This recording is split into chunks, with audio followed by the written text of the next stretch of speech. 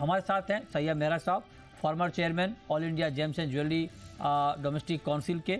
हमारे साथ हैं नितिन खंडेलवाल, एमडी हैं खंडेलवाल ज्वेलर्स के, और दीपक सोनी हैं कार्तिकेय बुलियन के। आप तीनों का बहुत बहुत स्वागत है।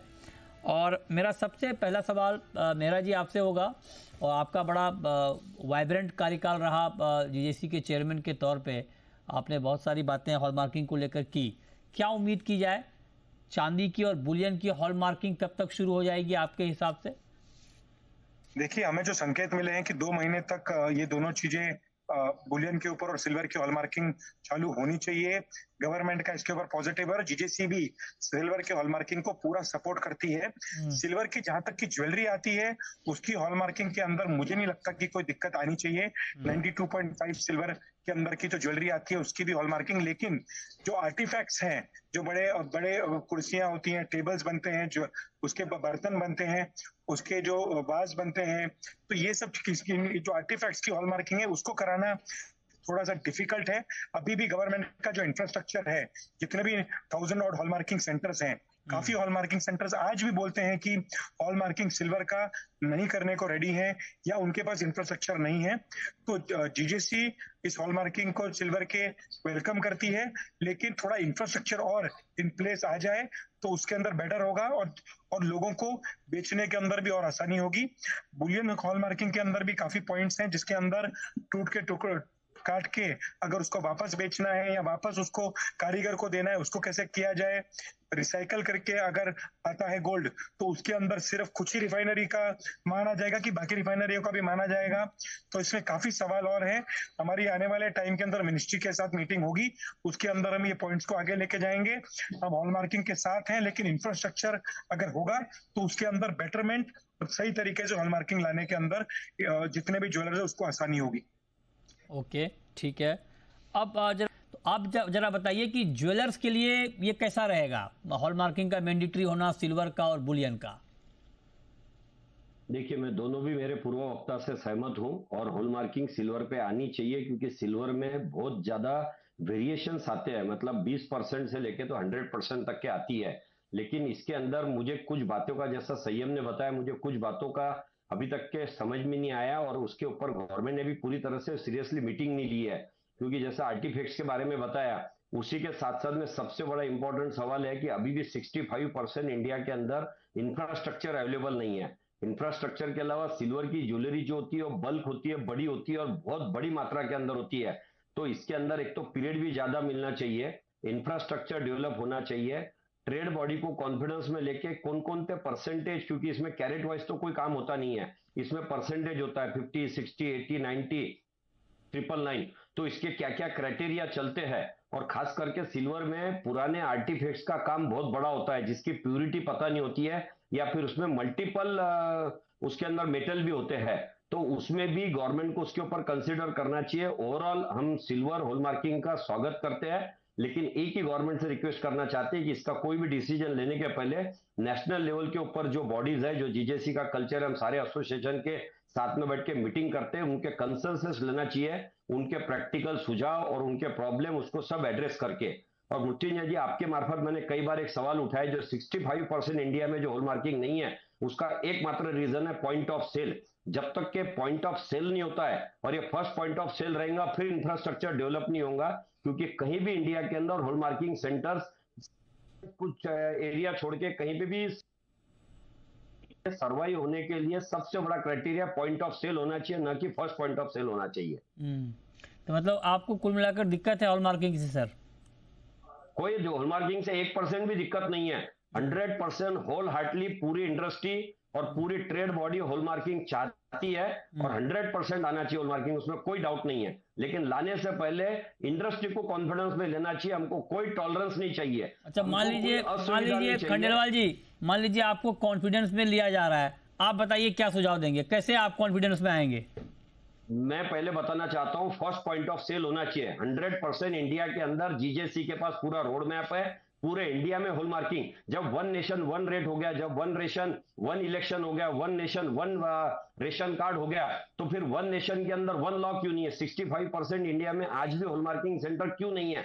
उसके ऊपर फिर से कभी 3 साल में मीटिंग नहीं हुई इसके रीजन को जानने की और इसको एग्जीक्यूट करने की, वो हम करना चाहते हैं। अच्छा जी, ठीक है। चलिए, अब ये तो ओवरऑल बात हो गई, लेकिन अब मैं एक एक करके बात करना चाहता हूँ चांदी की हॉलमार्किंग की। अब हम डिटेल में बात करते हैं। मेहरा जी, आप बताइए कि चांदी की हॉलमार्किंग में दिक्कतें क्या क्या आ सकती है, क्योंकि इसमें ये कहा जा रहा है कि जो मान लीजिए मूर्तियां हैं, है ना, जो बड़े साइज की, या फिर मान लीजिए बर्तन हैं, उसमें कैसे हॉलमार्क होगा, ये जरा बताइए।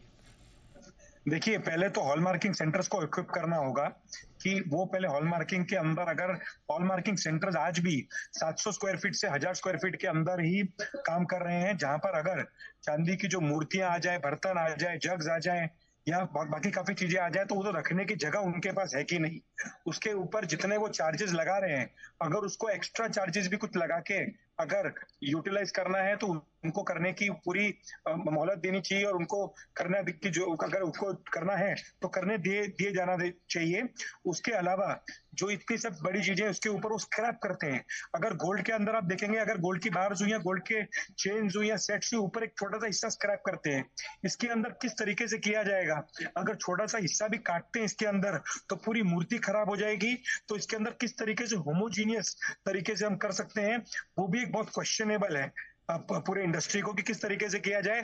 अगर हाथ है, हाथ के अगर प्योरिटी 92.5 है और दूसरी प्योरिटी 65 है, तो उसकी रिस्पॉन्सिबिलिटी हॉलमार्किंग सेंटर की होगी, या ज्वेलर की होगी, या एंड रिटेलर की होगी, जो बेच रहा है। रिस्पॉन्सिबिलिटी किसकी होगी, क्योंकि उसके अंदर पेनल्टी क्लॉज भी आएंगे कि हम कोई भी कस्टमर एंड रिटेलर के ऊपर जो माल बेच रहा है, कि उसके अंदर अरेस्ट के भी सिस्टम है गोल्ड के अंदर, हॉलमार्किंग के अंदर, तो क्या इसके अंदर भी आएंगे क्या?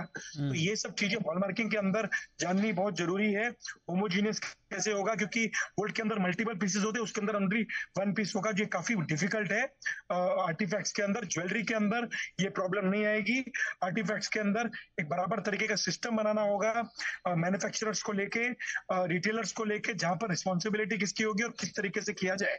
एक्सआरएफ के अंदर बराबर तरीके से किया जा सकता है, और अगर बाकी अगर काट के किया जा सकता है, अगर बाकी कंप्यूटराइज सिस्टम से होगा, उसके अंदर 100% रिजल्ट नहीं आ सकता है।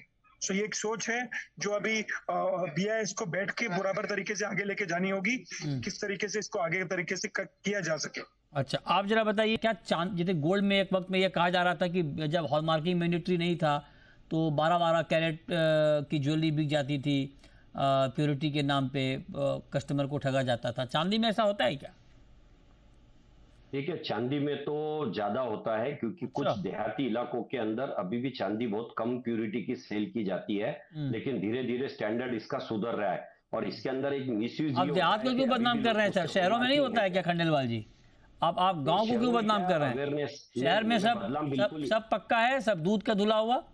शहरों सर, शहर शहर के जो ज्वेलर हैं, मतलब मैं आपसे पूछ मैं रहा हूँ, मतलब आप बदनाम ग्रामीण ज्वेलर को नहीं नहीं, बदनाम कर रहे हैं क्या? शहरी मैं ज्वेलर? बदनाम नहीं कर रहा हूँ सर, हाँ, मैं बदनाम नहीं कर रहा हूँ। ये आप कह रहे मेरी हैं देहात बात में कुछ सुनी कम नहीं होगी कैरेट की आपने। ज्वेलरी मिलती है। इसके अंदर यहाँ पे इंफ्रास्ट्रक्चर चेकिंग के लिए नहीं है, तो जो ज्वेलरी बनाता है ना, हम्म। उसको भी पता नहीं किस प्यूरिटी की, उसका जो चांदी आती है उसी की वो ज्वेलरी बना के दे देते हैं। हम्म। तो इंफ्रास्ट्रक्चर की वजह से वो लोग कोई जानबूझ के या बदमाशी करने का इरादा नहीं होता है, लेकिन अच्छा। उनको पता ही नहीं कि जो चांदी उनके पास है उसका परसेंटेज कितना है। अच्छा। तो जो चांदी आती है उसी में मटेरियल बना के कस्टमर को देते चले जाते हैं, और कस्टमर के इसमें से सामने बैठा के ज्वेलरी भी बनाई जाती है देहातों के अंदर। तो बड़े सेंटर के ऊपर और बड़े सिटी के अंदर ऐसा होता नहीं है, वो एक स्टैंडर्डाइज फॉर्मूले से करते हैं। सही बात है। तो हॉलमार्किंग अच्छा, ये आने से सप्लाई क्या कहाँ से हो होती है जाएगा खंडेलवाल जी? ये आपने अच्छी बात बताई कि इंफ्रास्ट्रक्चर के अभाव में ऐसा होता है। तो ये जो कम प्योरिटी के सिल्वर की सप्लाई है, वो कहाँ से होती है? नहीं, कहाँ से आती सप्लाई है? नहीं है, पुरानी ज्वेलरी आती है, वो कड़े है, अच्छा। सास ने बहू को दिया और दो चार चीजें घर की उठा के ला दिया, तो वो हाँ। मिक्स करते हैं, सामने बैठ के ज्वेलरी बना के देते हैं। उसमें उनका इंटेंशन चोरी का नहीं होता है, लेकिन उनको खुद को पता नहीं होता है कि क्या प्यूरिटी इसकी है, क्योंकि अच्छा। इंफ्रास्ट्रक्चर नहीं है प्यूरिटी चेक करने का। आज भी कैरेटोमीटर में सिल्वर इजीली डिटेक्ट नहीं होती कितने परसेंटेज है। और इसमें सबसे इंपॉर्टेंट है, सिल्वर के जब दाम कम है, जब 45 रुपए इन्होंने 35 रुपए से रेट किया था, तब भी हमने अपोज किया था। हमने आपके माध्यम से सरकार को ऑफर दिया था कि 35 के 25 रुपए में all India gem and jewellery 100 centre Hindustan में शुरू करने के लिए तैयार है।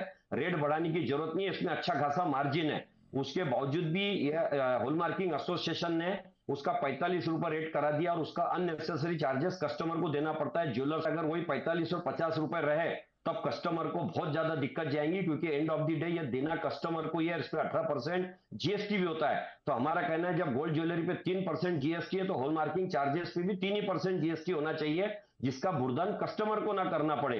तो ये सारी चीजों के लिए हम चाहते हैं कि एक मीटिंग अच्छी हो, जिस मीटिंग में सब अपना व्यू रखे और 100% सकारात्मक सोच से ही करना है, क्योंकि हॉल मार्किंग आने से बेनिफिट बहुत हुआ है। सिल्वर में आने से इसमें बहुत कंज्यूमर को भी बेनिफिट होगा, नहीं, ट्रेड को भी इसमें तो हमें होगा जानकारी और मिल रही सरकार है को भी होगा। खंडेलवाल जी, हमें जानकारी मिल रही है कि स्टेक होल्डर्स मीटिंग हो गई है। आप उसमें नहीं होंगे अलग बात है, लेकिन एसोसिएशन वाले जितने हैं वो हम होंगे लोग शायद। थे उस मीटिंग में, हम अच्छा। लोग थे उस मीटिंग में, लेकिन होता यह है कि जिनका कोई रिलेशन नहीं है इस बिजनेस से, उन लोगों को इन्वॉल्व किया जाता है और वो तकनीकी चीजें जानते नहीं है, ग्राउंड रियलिटी जानते कौन नहीं है। कौन था, नाम तो आप बताइए समझ सर कि लीजिए किनको एक्सपोर्ट इन्वॉल्व किया बॉडी गया। को कौन मैं मीटिंग में बताता ऐसा हूँ। कौन था जिनका कोई लेना देना नहीं है सिल्वर से, बताइए। देखिए, अब अगर इसमें एक्सपोर्ट के लोगों को लेते हैं तो उनको कोई इंडिया के ट्रेड के सिल्वर के बारे में जानकारी होती नहीं, क्योंकि उतने ज्यादा वो एक्सपोर्ट होता नहीं है और एक्सपोर्ट के अंदर हॉलमार्किंग मैंडेटरी नहीं है। दूसरा, इसके अंदर जो टेक्निकल बहुत अच्छे लोग हैं, लेकिन उनको ये प्रैक्टिकल डिफिकल्टी रिटेल बॉडी की, मैन्युफैक्चरिंग की पता नहीं है, वो लोग भी इसमें ठीक से पार्टिसिपेट नहीं कर पाते।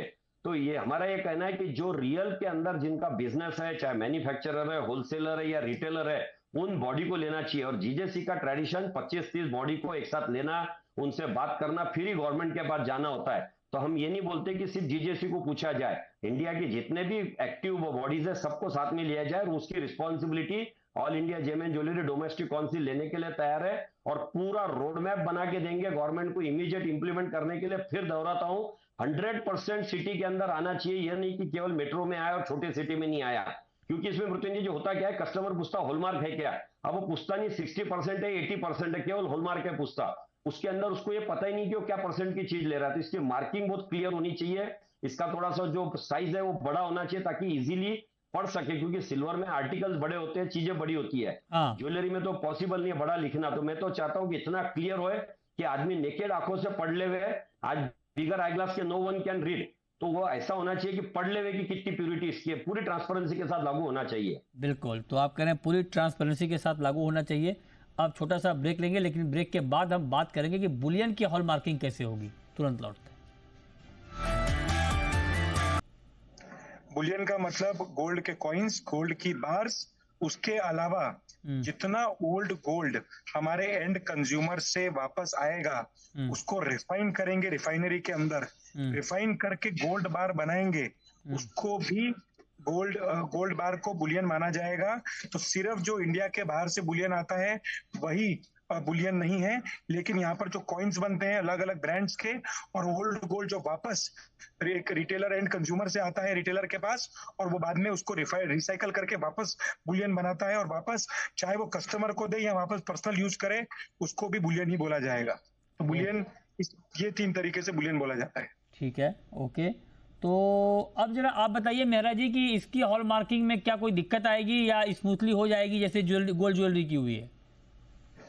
देखिए, गोल्ड ज्वेलरी की हॉलमार्किंग बिल्कुल सही तरीके से, परफेक्ट तरीके से डिस्ट्रिक्ट वाइज चल रही है, लेकिन बुलियन हॉलमार्किंग है ये काफी पेचीदा सब्जेक्ट है, क्योंकि इसके अंदर एक बात है कि आज अगर कोई भी ओल्ड गोल्ड, जितना गोल्ड पहले कस्टमर्स ने खरीदा है वो वापस एक ज्वेलर के पास आएगा और ज्वेलर उसको फिर रिफाइन करेगा, तो रिफाइनरी करने के अंदर आज भी जितने भी सर्टिफाइड रिफाइनर्स हैं, मेरे हिसाब से 42 सर्टिफाइड NABL सर्टिफाइड रिफाइनर्स हैं, और जिसमें से 13 या 18 ही ऑपरेशनल है, वही वापस उसको करेंगे, बुलियन बनाएंगे, उसके बाद उसको हॉलमार्क करेंगे और वापस अपने ज्वेलर को देंगे। तो आज 1991-92 के अंदर वैसे मिंट के अंदर ओल्ड गोल्ड देना पड़ता था, वैसे ही ज्वेलर्स को वापस देना पड़ेगा अगर बुलियन हॉलमार्किंग के अंदर ओल्ड गोल्ड को रिसाइकल करना पड़ता है। उसके अंदर ट्रेसिबिलिटी है, सो ट्रेसिबिलिटी भी लाने की बात चल रही है ओल्ड गोल्ड के अंदर, रिसाइकल गोल्ड के अंदर। तो जो पहले 2 दिन के अंदर या 3 दिन के अंदर हम ओल्ड गोल्ड को रिफाइन कर लेते थे लोकल रिफाइनरी से, उसके बाद उसको हॉलमार्क करवा सकते थे, लेकिन अभी भी इसके अंदर क्लैरिटी नहीं आई है कि किस तरीके से हम वापस इन्हीं NABL रिफाइनरी को ही भेजना पड़ेगा कि जो बाकी 10,000 रिफाइनर्स है पूरे इंडिया के अंदर, उनके साथ भी हम रिफाइन करके करवा सकते हैं बुलियन का हॉलमार्किंग। ये एक इंपॉर्टेंट पॉइंट है। 2-3 और पॉइंट्स में बोलना चाहूंगा इसके अंदर कि जिस 40 लाख के नीचे जिसका टर्नओवर है, क्या उसको भी अगर ब्रांडेड हॉलमार्किंग भेजना है तो क्या उसको बेचना अलाउड है क्या गोल्ड कॉइन्स का? इसका इंफ्रास्ट्रक्चर है कि अगर जिन सेक्टर्स डिस्ट्रिक्ट्स के अंदर आज भी हॉलमार्किंग नहीं है, क्या उनको भी हॉलमार्किंग करने की जरूरत है इस कॉइन्स की या बुलियन बार्स की? क्योंकि आज भी उन सिटी शहरों के अंदर गोल्ड कॉइन्स या गोल्ड बार्स बेच रहे हैं। इसके बाद तीसरा एक पॉइंट है कि अगर हॉलमार्किंग कराने की रिस्पॉन्सिबिलिटी रिफाइनर की है, बेचने वाले की है या एंड रिटेलर की है, इसके ऊपर भी थोड़ा सा क्लैरिटी हमने लिखा है गवर्नमेंट को, इसके ऊपर भी क्लैरिटी लानी बहुत जरूरी है। और इसके अलावा एक और पॉइंट आ रहा है जो बुलियन के हॉलमार्किंग के अंदर है, ट्रेसेबिलिटी। तो ट्रेसेबिलिटी का जो पॉइंट है कैसे कवर हो रहा है कि आज अगर जो ओल्ड गोल्ड हमारे पास आया और ओल्ड गोल्ड में आने के बाद हमारे पास उन्होंने उसको मिक्स किया, चाहे उसको गोल्ड बार बनाने के लिए इंपोर्टेड गोल्ड मिक्स किया, उसकी ट्रेसेबिलिटी किस तरीके से की जाएगी? उसको हमको एक एक कस्टमर का नाम लिखना पड़ेगा जिसके हमने गोल्ड लिया है। उसके बाद हमने जो इंपोर्ट किया है गोल्ड, उसको मिक्स करके हमने बेचा, तो उसके अंदर भी काफी पेपर वर्क हैवी हो जाएगा। छोटे ज्वेलर के लिए क्या ये पॉसिबल है? तो ये सब चीजें की क्लैरिटी आज भी आनी बाकी है। ओके, तो आप खंडेलवाल जी, क्वाइन की हॉलमार्किंग होनी चाहिए कि नहीं? 5 ग्राम, 10 ग्राम, 1 ग्राम? मैं तो जब से हॉलमार्किंग मैंडेटरी नहीं थी तब से 1 ग्राम से लेके 100% कॉइन की हॉलमार्किंग करते आ रहा हूं और उसका समर्थन करता हूं कि कॉइन को बुलियन नहीं बोला जाएगा, कॉइन हॉलमार्क होना ही चाहिए। उससे लोगों को क्लियरिटी आती है क्योंकि लोग शुद्धता के लिए उसको परचेस करते हैं, तो उसमें कोई मुझे डाउट नहीं है। मेरे इसमें 2-3 सवाल है। सबसे मेन है कि NABL एक्रीडेट अगर उसी में ले जाने का है तो इसमें मुझे सिंडिकेट की स्मेल आ रही है। वो all India gem and jewellery domestic council उसका कभी भी सपोर्ट नहीं करेंगी। हिंदुस्तान में 10,000 के ऊपर रिफाइनरी है, ठीक है। रिफाइनरी का कोई भी बिजनेस जाके 15-20 जगह पे जाके सिंडिकेट नहीं हो सकता। उसके लिए हम कभी भी तैयार नहीं है। ठीक है। हमारे 2-3 सवाल उसमें है कि 1 किलो गोल्ड बार मैं बॉम्बे से लाता हूँ, उसके बाद में मैं उसके पीस करके कस्टमर को सेल करता हूँ, उसके पीसेस मेरे कारागिर को देता हूँ, ज्वेलरी बना के लेता हूँ। 2 ग्राम से ऊपर अगर आप उसमें कोई चेंज करते हैं तो एज पर लॉ आपको फिर से उसको हॉलमार्किंग करना जरूरी है। 1 किलो बार में मैं अगर उसके 15 टुकड़े करता हूं तो क्या 15 बार उसको हॉलमार्किंग के लिए लेके जाऊंगा? ओके। मृत्युंजय जी आते 1 लाख रुपए का सोना चाहिए, मैं काट के दे देता हूं, तो मुझे हर बार उसको हॉलमार्क देना मेरे लिए पॉसिबल नहीं है। ठीक है। तो ये जो सारी प्रैक्टिकल डिफिकल्टी है इसको सॉल्व करे बगैर अभी जो स्ट्रक्चर दिख रहा है, मेरा स्पष्ट आरोप है, आप उसे पॉजिटिव नेगेटिव कैसा भी लीजिए, इसके अंदर कुछ सिंडिकेट की स्मेल आ रही है। कौन है सिंडिकेट? सिंडिकेट कौन है? किसकी तरफ इशारा कर रहे हैं आप? ये सोनी जी कुछ ऐड करना चाह रहे हैं, लगता है आप उनको आपकी बात चुभ रही है, बताइए। ऊपर नहीं कर रहा हूँ, मेरा कहना है कि ये नहीं, उनको लग रहा है कि आप शायद ऐसा नहीं कि विंडो में आपको दिख रहे हैं, इन्हीं की तरफ इशारा कर रहे हैं आप। सोनी जी, आप सिंडिकेट हैं क्या? मैं कोई इशारा नहीं कर रहा हूँ, किसी ऑर्गेनाइजेशन को मैं इशारा नहीं कर रहा हूँ। मेरा यह कहना है कि हिंदुस्तान में केवल 15 रिफाइनरी में सोना शुद्ध होगा और बाकी के सब रिफाइनरी ठीक है। चलिए इस पर सर आगे और डिबेट करेंगे, वो नहीं होना चाहिए। ठीक है, अभी आगे और डिबेट करेंगे, थोड़ी वक्त की कमी है। बहुत शुक्रिया खंडेलवाल जी आपका, मेहरा जी आपका और सोनी जी आपका आज की इस खास चर्चा में जुड़ने के लिए।